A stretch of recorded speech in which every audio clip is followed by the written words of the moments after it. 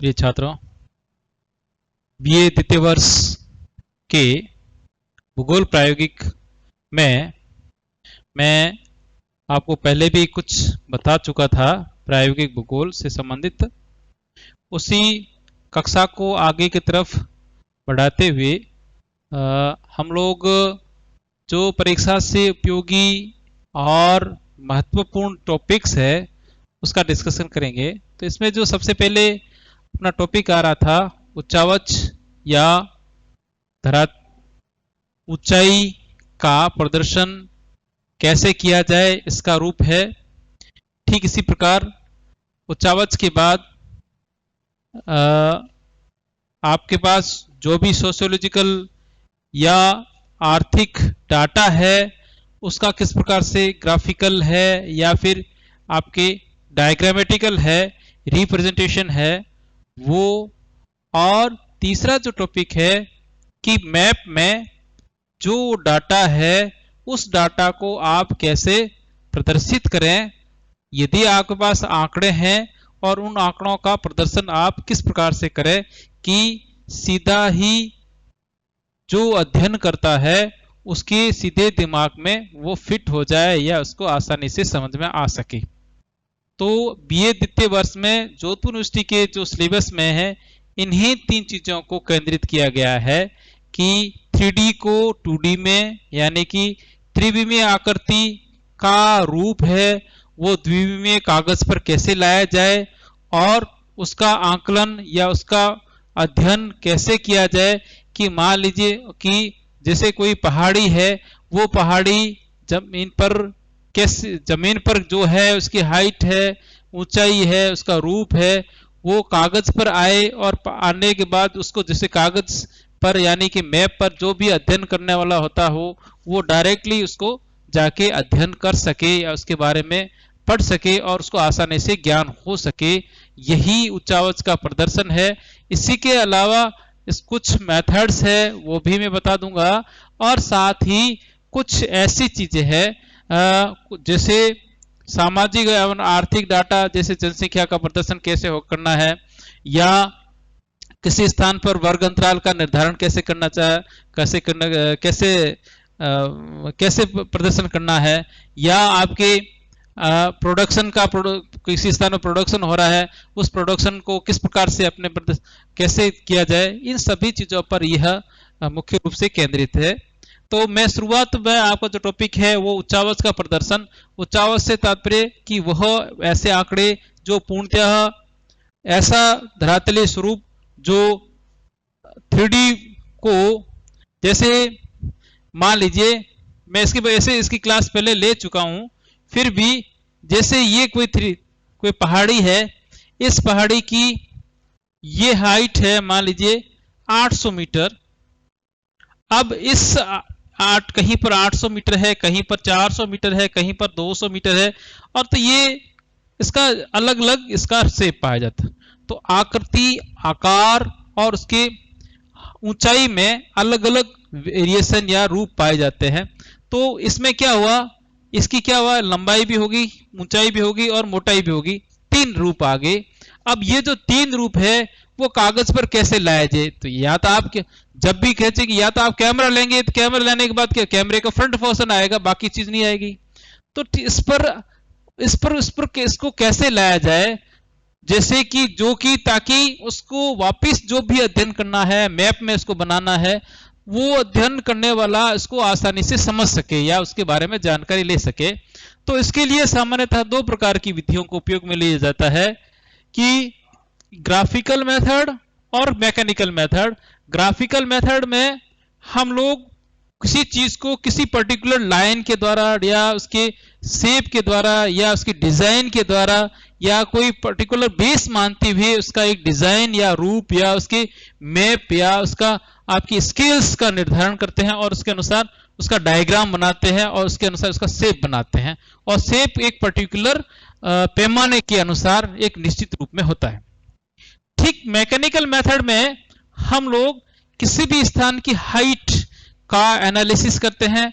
उसके लिए एक पर्टिकुलर आपका जो उपकरण होता है उस उपकरण से उस स्थान की हाइट को निर्धारित करते हैं और हाइट को निर्धारित करने के पश्चात उसको हम लोग आपके जहां पर भी उसकी संख्या होती है, उसकी जो स्थिति होती है, उसको हम लोग लिख देते हैं कि फॉर एग्जांपल कि यहां से कोई स्थान कोई 200 मीटर है, तो जहां पर वहां पर लेके यहां पर पॉइंट डालकर यह लिख देंगे कि यह हाइट 200 मीटर है या यहां पर हाइट 300 मीटर है।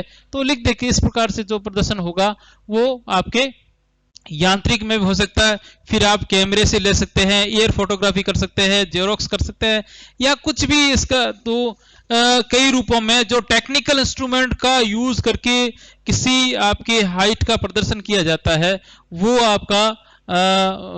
आपका मैकेनिकल मेथड हो सकता है।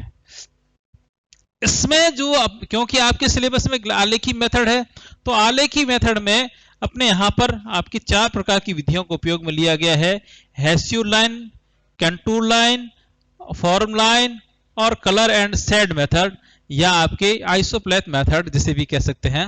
हेसियो लाइन में हम लोग जब भी मैप बनाते हैं तो मैप बनाने का या जो ऊंचाई प्रदर्शित करने का जो तरीका होता है वो क्रमशः बारीक व खंडित रेखाओं के अनुसार उसकी हाइट का निर्धारण होगा कि सबसे कम हाइट होगी वहां पर जो लाइंस होगी वह बहुत ही बारीक और इनके बीच में अंतराल उतना ही अधिक होगा। जितनी हाइट, जितनी ढाल कम होगी या जितनी ऊंचाई कम होगी उनके बीच का अंतराल भी ठीक उसी प्रकार से धीरे धीरे कम होगा। और जैसे जैसे हाइट बढ़ती जाएगी ये जो लाइनें होगी ये लाइनें पास में आती जाएगी और इनकी मोटाई और इनकी गहरापन भी बढ़ता जाएगा।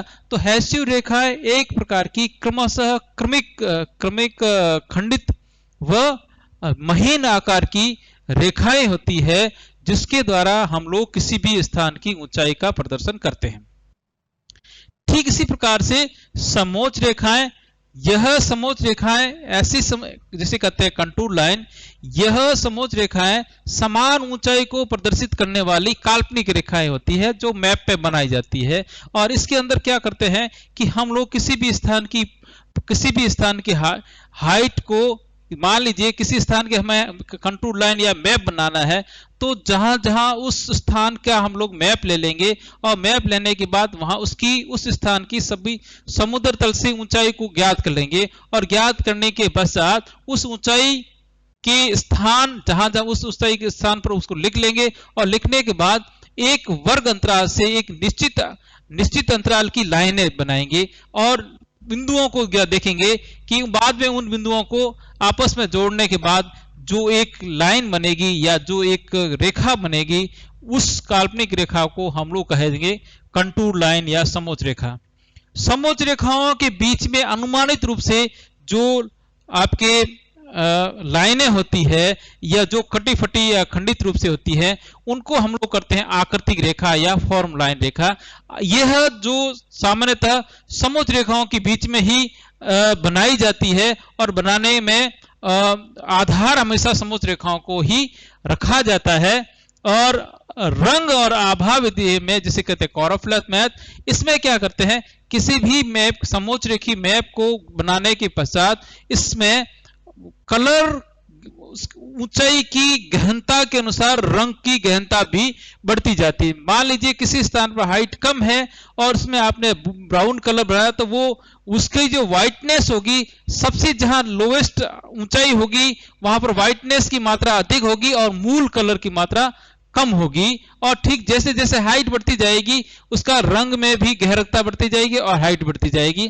और इस प्रकार से यह मुख्यतः 4 विधियां ऐसी है जिनके द्वारा हम लोग आसानी से किसी भी स्थान की हाइट को मैप पर आसानी से बना सकते हैं। इसके लिए 4 डिजाइन है, 4 मैप है, मैं आपको चारों की बता देता हूं। और वैसे मैंने इस पूर्व की क्लास में इसको बता दिया है, परंतु इसके जो मैप आप लोगों ने बना दिए हैं। अब जैसे फॉर एग्जांपल ये आपकी समोच्च रेखाएं हैं और ये समोच्च रेखाओं में ये गैप जैसे जैसे गैप बढ़ रहा है इसका मतलब इसके बीच में अंतराल बढ़ रहा है। और यहीं पर ये खंडित रेखा है। और मान लीजिए मैंने इसके बीच में ये मोटी रेखा ला दी और ये इसकी पतली, तो ये डिपेंड करेगी ये होता है ऐसे जैसे किसी सूर्य से पुराने जो जो पुराने समय बच्चे जो सिनेरी बनाते थे और सिनेरी बना सूर्य उगता हुआ सूर्य किस प्रकार से दिखता है, ठीक उसी प्रकार की डिजाइन के रूप में यह बना। अब ध्यान की ये चीज है कि मैंने यहां पर ये और ये गैप ज्यादा है और यहां पर ये मोटा गैप है, तो इसका तात्पर्य यहां पर ये जो ज्यादा मोटाई वाले है इसका मतलब यहां पर हाइट ज्यादा है और इसके पीछे गैप ज्यादा है, इसका मतलब हाइट कम है। ये इसका यह प्रदर्शन करती है। तो ये तो कहलाएगी आपकी हैशियो लाइन और इसमें डिपेंड करेगा कि वो जो लाइंस है वो लाइन किस प्रकार की है और इस लाइन से इसका इसमें डिफरेंस किस। ठीक इसी प्रकार से कंटूर लाइन होती है। कंटूर लाइन में हम लोग विभिन्न स्थानों को जोड़ने के बाद एक निश्चित अनुपात की एक निश्चित अंतराल की जो लाइनें बनाते हैं उसे हम लोग कहते हैं कंटूर लाइन। जैसे मैंने ये बना लिया, जैसे आपके आ गई ये 100 मीटर की आ गई, ये 200 मीटर की आ गई, ये 300 मीटर की आ गई और ये जैसे वापिस 200, ये 100। तो जहां जहां से ये हाई मीटर जहां लाइन गुजरी है ये लाइन ये शो करेगी कि वहां पर मीटर ऊंचाई होगी वो 200 मीटर होगी या 300 मीटर होगी या 400 मीटर, जो भी आपकी पर्टिकुलर ऊंचाई है वो। और इस कंटूर लाइन में हम कंटूर लाइन की पास में और दूरी ही ढाल को बताइए। यदि किसी स्थान पर कंटूर लाइन है या समोच्च रेखाएं पास पास से गुजर रही है, इसका तात्पर्य धरातल सीधे ढाल का है। और यदि समोच्च रेखाओं के बीच में अंतराल अधिक है, इसका मतलब ढाल बहुत ज्यादा है, मतलब ढाल तीव्र ढाल वाला भाग न होकर कम ढाल वाला भाग रहेगा। तो ये डिपेंड करेगी इसके गैप, इसके अंतराल, इसकी जो साइज है, इसके बीच का अंतराल है, इस पे डिपेंड। फॉर एग्जांपल मैं यदि इसके किनारे पर ये मान लीजिए ये 200, 300 और 400 की लाइन इसकी तरफ इसके पैरेलल बनाता हूं, तो ये शो करेगी कि ये इसके बीच में अंतराल कम है या इसके बीच में गैप कम है। इसका तात्पर्य धरातल का सीधा ढाल है या सीधा खड़ा ढाल है। और ठीक जैसे ये आगे 500 की आ गई, तो इसके बीच में, तो ये बीच वाला भाग और इसके बीच में यदि मैं पॉइंट डाल देता हूं कि यहां 500 लिखता हूं, तो ये कोई स्थान है, पर्टिकुलर स्थान जो हाईएस्ट स्थान को या हाईएस्ट पीक को बताता है। तो इससे ये कहलाती है समोच्च रेखाएं। और इन्हीं समोच्च रेखाओं के बीच में यदि छोटी छोटी कट्टी फटी इस प्रकार से ये आपके जिसका कोई मान नहीं रहता है, अनिश्चित, तो ये जो लाइन होती है इन्हें कहते हैं, होगी दोनों इन आकृति रेखाएं, ये इन दोनों के बीच के मान को, मान लीजिए 100 की है, ये 200 की समोच्च रेखा है, तो इनके बीच की जो लंबाई, इनके बीच के जो पर्टिकुलर अंतराल होगा, इसके बीच में अंतराल होगी। तो यदि यह है 25 की हो सकती है, 50 की हो सकती है, 25, यदि 3 बनेगी 25-25 की हो सकती है, यदि 4 बनती है तो 20-20 की हो सकती है, या इस प्रकार से अंतराल डिपेंड करेगा इन दोनों के बीच में। तो यह अनुमानित रूप से बनाई गई एक प्रकार की रेखाएं होती है। ठीक इसी प्रकार रंग और आभा विधि में कि जैसे हमारे पास कंटूर मैप होता है और कंटूर मैप में, इस कंटूर मैप में पर्टिकुलर एक किसी रंग या आभा या शेड को चेंज कर भर सकते हैं, और जिसको कहते हैं आइसोप्लेथ मैप। ये जैसे मान लीजिए 100 की है, ये 200 का है, ये 300 की है और ये 200, तो इसके बीच में यहां पर हाइट कम है, यहां पर जैसे जैसे हम लोग अंदर हाइट बढ़ रही है, तो यहां पर जो कलर होगा वो कलर सबसे हल्का होगा, और यहां पर यदि कलर हाइट बढ़ी तो यहां पर सब कलर होगा वो कलर गहरा होगा। इस प्रकार से यह इस रंग, इसको कहते हैं आइसोप्लेथ मेथड भी कह सकते हैं, या आपके रंग और आभा। अब आप चाहे यदि किसी के पास कलर नहीं है तो आप इसकी शेड भी दे सकते हैं कि सबसे हल्की शेड यहां आ सकती है, फिर इसमें भारी भारी इसके और ऐसे कर सकते हैं, फिर बाद में लाइन कर सकते हैं, और बाद में इसके बाद यह कंटिन्यूस रूप से इसको आगे ऐसा भी कर सकते हैं। जैसे जैसे हाइट बढ़ेगी, जो आप जिस शेड है टिंट की हाइट भी वो भी बढ़ती जाएगी। तो ये तो थे आपके मेथड जिसके द्वारा हम लोग हाइट को प्रदर्शित करते हैं। परंतु कुछ ऐसी भी आपके सिलेबस में आकृतियां हैं जिसका हम लोग इसका कंटूर लाइन के द्वारा उसका प्रदर्शित किया जाता है। तो सबसे पहले जो एक आती है वो है आपके कॉनिकल हिल या शंक्वाकार पहाड़ी। शंक्वाकार पहाड़ी से तात्पर्य ऐसी पहाड़ी जो कि कॉनिकल रूप में या वी शेप में खड़ी रहती है। अब इस खड़ी हुई पहाड़ी का ऊंचा आपके किस प्रकार का डिजाइन होगी या आपके समोच्च रेखाएं कैसी होगी, तो सामान्यतः समोच्च रेखाएं का जो रूप हो सकता है वो गोलाकार भी हो सकता है या अंडाकार भी हो सकता है, परंतु जो रूप होगा वो रूप अंदर की तरफ जो समोच्च रेखाएं होगी वह क्रमशः बढ़ते क्रम में होगी और बढ़ने करने क्रम करने जैसे मान लीजिए आपकी ये 1000 मीटर की है, ये 2000 मीटर की है, ये 3000 मीटर की है, ये 4000 मीटर की है। तो यदि हम इसका क्रॉस सेक्शन करें तो क्रॉस सेक्शन करने के बाद इसका जो रूप आएगा वो इस प्रकार से आएगा। और इसका रूप किस प्रकार से निर्धारित करेंगे, अंतराल कितने कितने का है, 1000 का, तो 0, 1000, 2000 मीटर, 3000 मीटर, 3000 मीटर, 4000 मीटर। अब आप जैसे ये कितने की है, 1000 की है, तो यहां पर 1000 का पॉइंट आ गया।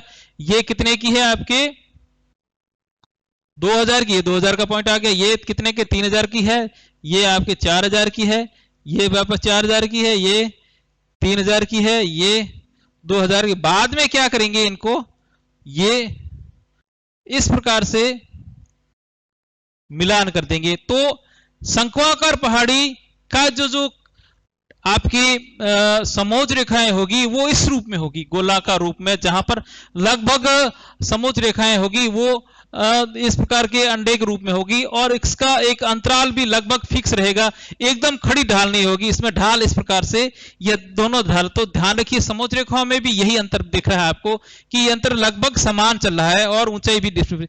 तो ये जो कहलाएगी समोच्च, ये कहलाती है आपकी कोनिकल हिल या शंक्वाकार पहाड़ी।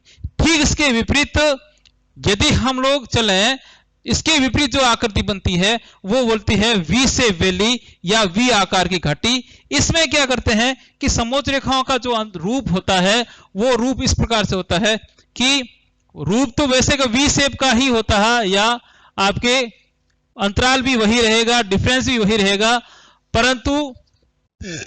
परंतु जो आपके जो क्रम है वो क्रम उल्टा होगा। जैसे अंदर की तरफ 1000 हो जाएगी, बाहर 2000, 3000 और ये 4000। यदि हम इसका क्रॉस सेक्शन करें तो क्रॉस सेक्शन करने के बाद इसका ये रूप आएगा, जैसे ये आपके, और कितने की है, ये 0 की, 1000, 2000, 3000 और ये आपके 4000। तो सबसे बाहर वाली कोट कितने की आई, 4000 की, तो ये 4000 का पॉइंट आ गया। ये कितने की है, 3000 की, ये 3000 का पॉइंट आ गया। ये 2000 की है, ये 1000 की है, ये फिर वापिस 1000 की, ये 2000 की, ये 3000 की और ये आपके 4000। अंत में जो रूप आएगा वो इस प्रकार का रूप आएगा। तो ये जो रूप कहलाएगा वो आपके वी शेप वेल, यानी कि आकृति का जो रूप होगा वो इस प्रकार से एक का आकार होगा। ध्यान रखिए समोच्च रेखाएं दोनों में एक समान ही है, परंतु इसके जो मूल्य है, वैल्यू है, उसमें चेंज आ रहा है। एक में वैल्यू अंदर की तरफ घट रही है और एक में वैल्यू अंदर की तरफ बढ़ रही है। और ये इस प्रकार से, ठीक इसी प्रकार से आपके उत्तल ढाल और अवतल ढाल में भी होगा कि एक प्रकार का निश्चित पैमाना से वो समोच्च रेखाएं वो क्रमशः घटते रूप में होगी या बढ़ते रूप में होगी। जैसे ये इस प्रकार से भी हम लोग इसको कर सकते हैं कि समोच्च रेखाएं आगे बढ़ते क्रम में होगी तो इसका मतलब उत्तल ढाल है, और यदि घटते क्रम में है समोच्च रेखाएं तो वह जो रेखाएं होगी वो आपके जैसे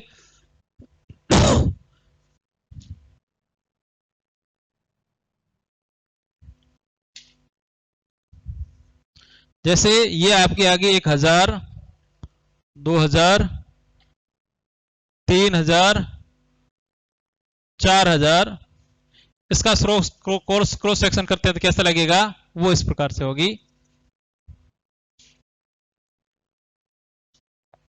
0, 100, 1000, 2000, 3000 और ये आपके 4000। तो ये कितने की, 1000 की, तो ये 1000 आ गया, ये 2000, ये 3000, ये 4000। इस प्रकार से ये बाद में मिलाते हैं तो ये इस प्रकार से रूप आ जाता। तो ये जो ढाल कहलाएगा उत्तल ढाल या कॉन्क्लेव आपके, तो समोच्च रेखाओं का जो रूप होगा वो इस प्रकार से होगा, क्रमशः एक ही रूप में होगा, क्रमशः एक ही सीध में होगा, डिफरेंस भी बीच में एक समान ही रहेगा। उत्तल ढाल अवतल ढाल में ठीक इसकी विपरीत कंडीशन पाई जाएगी। तो इस प्रकार से काफी आप इसमें और भी काफी सारे हैं, वी आकार घटी, यू आकार घटी और जलप्रपात आपके वाटर। अब जलप्रपात बनाना है तो जलप्रपात में क्या होगा कि समोच्च रेखाएं होगी ठीक समान बनाने ठीक इसी प्रकार की होगी, परंतु जो समोच्च रेखाएं होगी इनके बीच में जो कंटिन्यूटी रहेगी। और कंटिन्यूस कैसे कि मान लीजिए ये समोच्च रेखा आई, ये 4000 के बाद तो यह पास पास में होगी, और पास पास होने के बाद थोड़ी सी इसके बीच में अंतराल भी होगा। जैसे ये आपने ये पहले अपने कितने की थी, 1000 की थी, तो 2000 वाली ठीक इसके पास में होगी। फिर 3000 की थी तो 4000 वाली इसके ठीक पास में होगी, और 4000 की बात 5000 की और 6000 की साथ में होगी, फिर 7000 की और 8000 की बात। अब यदि हम लोग इसको देखें तो ये इसका रूप इस प्रकार का होगा, कितनी मैक्सिमम 7000 आई, ये 4000, 5000, 6000 और ये 7000, तो 1000 पहले नीचे से आई, ये फिर आपके 2000 की आई, ये आपके ये 2000, फिर 3000, फिर 4000, फिर 5000, 6000, 7000 और 8000। तो ये इस प्रकार से फिर ऐसे फिर ऐसे फिर ऐसे, ये जो फ्लो है ये फ्लो अपने आप झरने की स्थिति को बताएगा। तो इस प्रकार से समोच्च रेखाओं का रूप होगा। तो ये जो इस वाटरफॉल कह सकते हैं या झरना कह सकते हैं, इसकी समोच्च रेखाएं इस प्रकार की होगी। तो अपने को ध्यान रखना है कि कौन सी समोच्च रेखाओं में कैसा अंतराल है, वो किस प्रकार की रूप को शो करेगी, यदि और उसका जो आकार कैसा होगा, वी शेप में होगा तो किसकी किस प्रकार की यू शेप में होगी। अब पहाड़ी है तो पहाड़ी का कैसा होगा, यदि आपके पठारी है तो पठार का कैसी होगी समोच्च रेखाएं, और उसका रूप कैसा। पठार में समोच्च रेखाएं अंडे के आकार की होगी परंतु बीच में दूर दूर से होगी।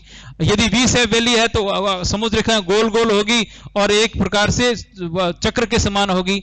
और यदि आपके यू शेप वैली है या तो समोच्च रेखाओं में थोड़ा सा फ्लैक्चुएशन आएगा। तो इस प्रकार से ये कुछ आकृतियां ऐसी है जिसके अंदर हम लोग आसानी से उसका प्रदर्शन या उसको आसानी से बना सकते हैं। तो इस कक्षा में तो केवल आपको समोच्च रेखाओं का और समोच्च रेखाओं से प्रदर्शित की जाने वाली आकृतियों के बारे में जानकारी दी है। अगली कक्षा में मैं आपको पुनः